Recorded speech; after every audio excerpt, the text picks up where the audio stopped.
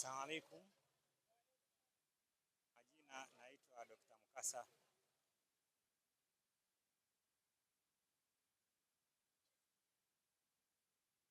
Kwa majina naitwa Dr. Mukasa Mohamed, ni daktari bingwa wa magonjwa ya ndani na vile vile ni daktari dhamana hospitali ya wilaya ya Mbuzini. Kwa leo kwanza na kwa niaba ya wafanyakazi wenzetu hospitali hii pamoja na msimamizi mkuu hospitali hii na hospitali zote za wilaya Saifi wakishirikiana na serikali ya Mapinduzi ya Zanzibar kuboresha huduma na utekelezaji na huduma zote za afya hapa Zanzibar na wilaya yetu ya Mbuzini. Naomba kwanza niwashukuru sana.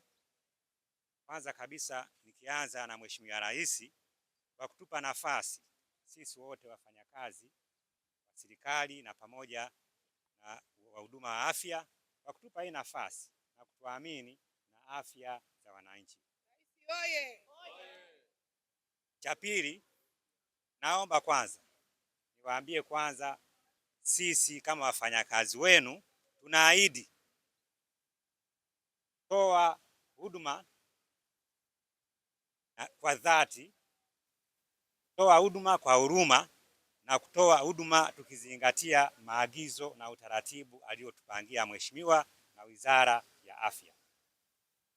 Naomba niwashukuru wote viongozi wa leo wa mkoa, wa jumuiya, wazazi wa mkoa wa Magharibi kwa kuja kututembelea na kutembelea wagonjwa wetu waliolazwa katika hospitali yetu ya Mbuzini wilaya ya Mfenesini. Nawashukuru sana, muendelee na moyo huo, tuendelee kushirikiana pamoja sababu kazi hii tunayoifanya inahitaji ushirikiano.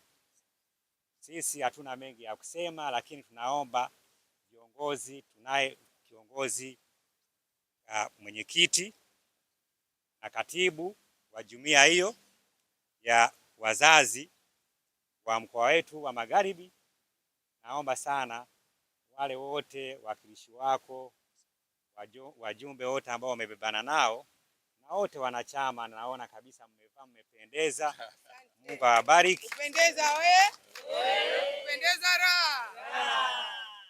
Mungu awabariki sana sana, na sisi tutaendelea kwa juhudi zote kuwahudumia wananchi na kutekeleza majukumu yetu kama tulivyopangiwa na Rais wa Wizara ya Afya. Shukrani sana.